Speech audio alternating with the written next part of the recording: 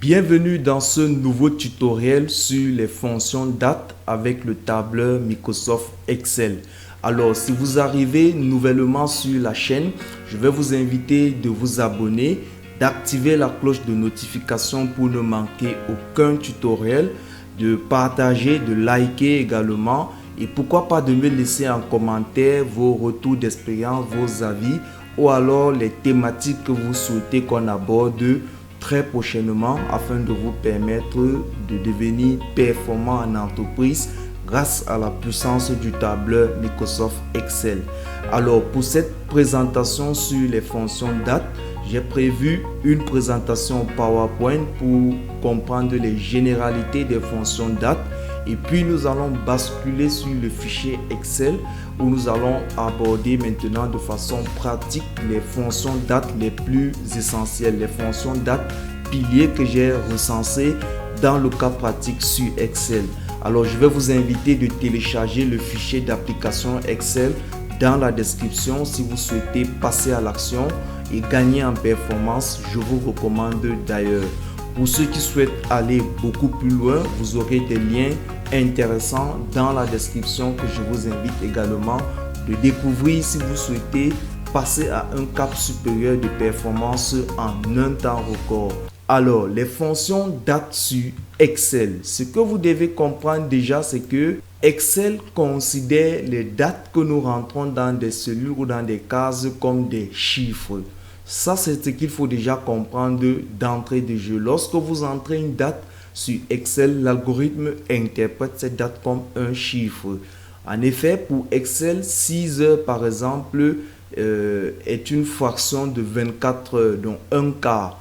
Donc, Excel comprend 6 heures comme un quart également. Donc, quand on insère 12 heures dans une cellule, Excel comprend cela comme 0,5, 12 sur 24. Donc, voilà comment Excel interprète les dates et les heures. Donc, nous entrerons plus en détail dans nos pratiques selon nos besoins car les fonctions date sont très simples à manipuler. Présentons néanmoins quelques-unes dans cette partie théorique. Donc, vous avez la fonction aujourd'hui. Cette fonction vous permet déjà de retrouver la date du jour au format date. Donc, son anatomie est très simple, sans argument, car Excel comprend directement que l'on veut retrouver la date du jour auquel on se trouve. Donc, vous entrez dans une cellule, vous écrivez aujourd'hui égal. N'oubliez pas le signe égal qui permet d'indiquer à Excel que nous souhaitons entrer une fonction. Donc, si vous entrez égal aujourd'hui, vous ouvrez la parenthèse, vous fermez. Vous validez sur Entrée, Excel vous renvoie automatiquement la date du jour auquel vous vous trouvez. Donc, également, lorsque vous allez ouvrir votre fichier le lendemain, il va mettre à jour avec la date du lendemain. Donc, c'est comme ça que vous pouvez rendre dynamique vos dates dans vos feuilles Excel avec la fonction aujourd'hui. Donc, les fonctions jour, jour S, jour 360 et jour SEM. Alors, la fonction jour renvoie le jour de la date d'une donnée entre 1 et 31.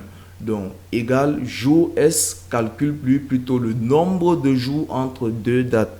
Par contre, jour 360 calcule le nombre de jours entre deux dates, mais sur la base d'une année de 360 jours.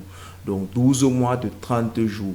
Et enfin, la fonction jour SEM renvoie un chiffre entre 1 ou 7 désignant donc le jour de la semaine. 1 pour lundi, 2 pour mardi, 3 pour mercredi, 4 pour jeudi, 5 pour vendredi, 6 pour jeudi et 7 pour dimanche. Donc voilà comment on peut utiliser la fonction jour SEM pour retrouver quel jour de la semaine on se trouve. Les financiers l'utilisent généralement dans des plans de trésorerie afin d'identifier les week-ends.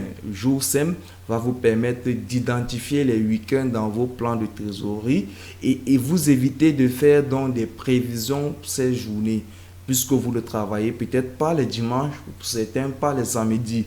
Donc c'est important d'identifier les jours de la semaine dans votre plan de trésor afin de pouvoir éviter de faire des prévisions de trésorerie à cette date. Vous pouvez donc vous servir de cette fonction jour SEM. Donc voilà un exemple pratique à quoi peut nous servir une fonction date. Il y a plein d'autres exemples.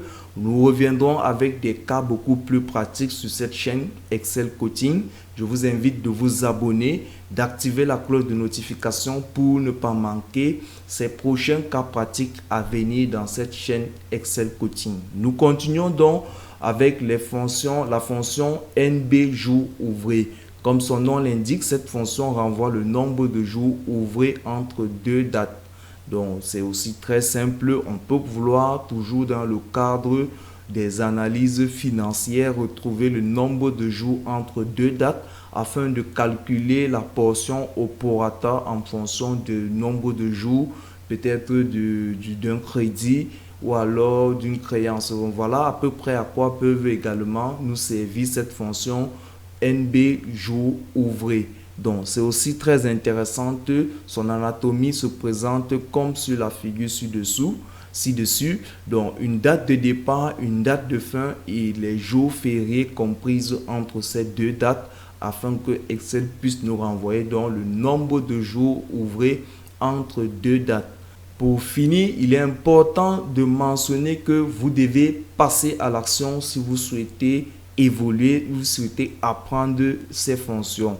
Donc, je vais vous inviter donc de télécharger le fichier Excel dans la description afin de passer à l'action en même temps que moi sur mon écran. Alors, je vous donne rendez-vous sur le fichier Excel où nous allons donc découvrir l'application pratique de ces fonctions date, piliers énumérés dans cette première partie introductive. Bien, nous voici rendus sur le fichier Excel. Nous allons donc découvrir quelques applications des fonctions date. Donc, nous avons à titre de rappel ici la fonction jour 360 qui calcule le nombre de jours entre deux dates sur la base d'une année de 360 jours. Nous l'avons vu. Nous avons la fonction jour sem qui renvoie un chiffre entre 1 et 7 désignant le nombre de le jour de la semaine. Donc, nous allons commencer avec la fonction jour. C'est très simple le fichier, l'exercice. Voilà, vous avez le rappel sur la fonction et son argument. Jour, on rentre simplement le numéro de série. Donc, lorsqu'on va parler des dates sur Excel,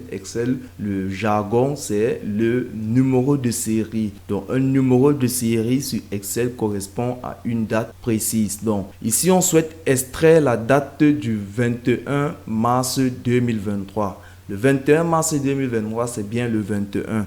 Donc, si on souhaite extraire cette date dans une formule, afin de pouvoir l'utiliser, on peut utiliser la fonction jour. Donc, si je me positionne là et je dis égal, jour, voilà, tabulation pour sélectionner. Il me demande de rentrer le numéro de série. Donc, je viens simplement sélectionner la date ici. C'est le 21/3/2023. Je sélectionne situé ici à B12. Je ferme la parenthèse et je valide. Bien, il nous renvoie dans le 21/01/1900. Là, c'est un problème de format. Donc, je vais à accueil. À ce niveau, vous voyez que c'est le format date. Je vais simplement dire standard. OK, quand je ramène au format standard, il renvoie dans le 21. Donc, quelle est la date du 21 mars 2023? C'est bien le 21. OK, à côté, on a jour sem qui nous permet donc de retrouver le jour de la semaine. Donc, quel est le jour de la semaine du 21 mars 2023? Donc, le 21 mars 2023, c'est quel jour? C'est le lundi, c'est le mercredi, c'est le jeudi. On va donc retrouver ensemble avec la formule jour sem. Donc, si je dis égal, jour sem, voilà, jour sem tout en bas là, je descends sélectionner, tabulation. Voilà, il me dit rentrer le numéro de série dans la date. Je viens sélectionner ma date ici, c'est le 21/3/2023, point virgule. Ensuite, il me demande quel est le type de retour. Alors, il faut bien comprendre ici le type de retour. Alors, premier cas, on a 1. Si je mets 1, il dit ici le chiffre 1 correspond à dimanche et le chiffre 7 correspond à samedi. Je pense que ce n'est pas ce qui nous intéresse. 2. Le chiffre 1 correspond à lundi et le chiffre 7 correspond à dimanche.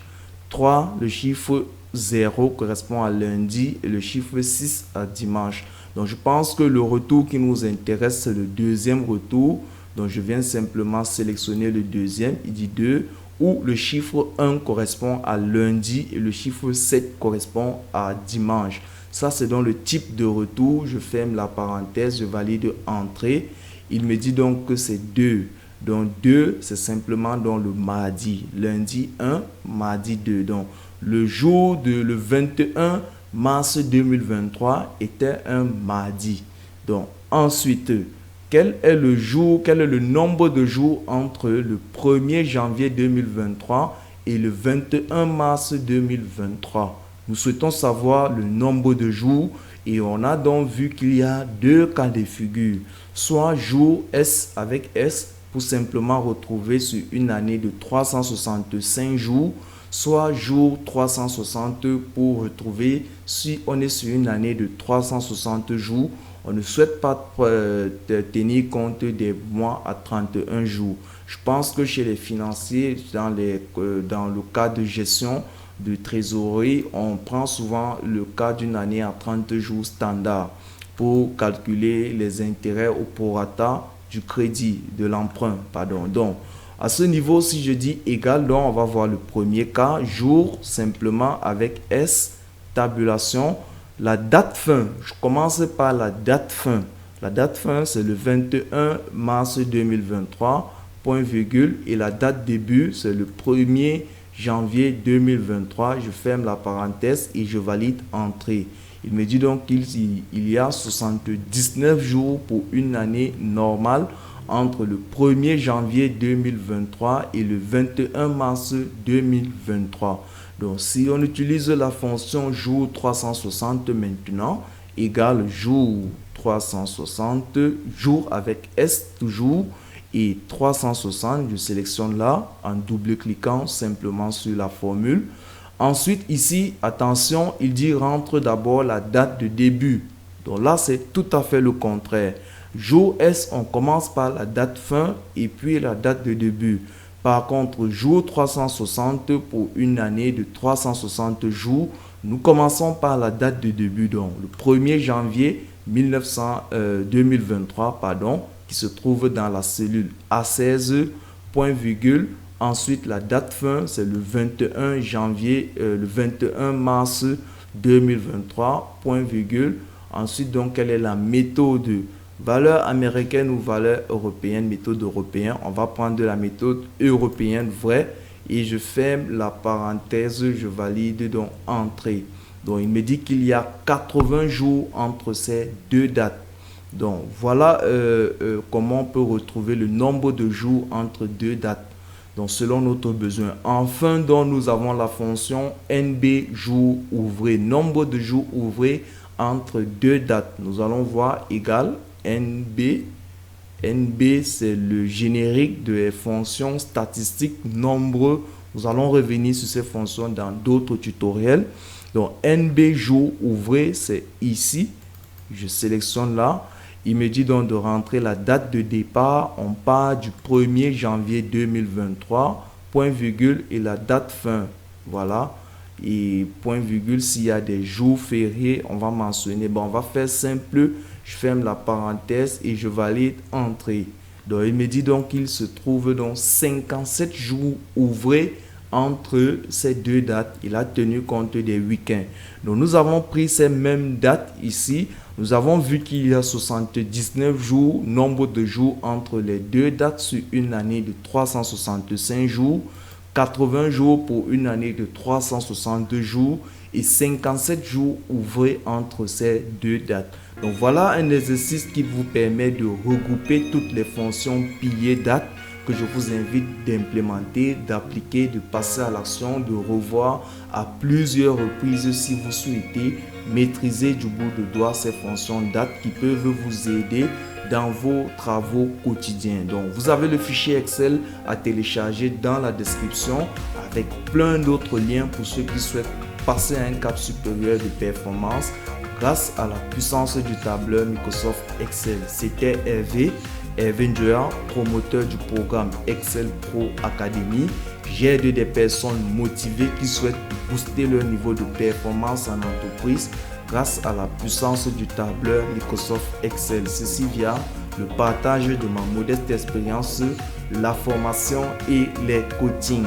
Alors je veux vous inviter de me laisser en commentaire vos avis et les questions que vous souhaitez qu'on aborde dans les prochaines thématiques sur cette chaîne Excel Coaching pour vous permettre de dompter l'algorithme du tableur Microsoft Excel. Alors je vous dis à très bientôt. Ciao, ciao.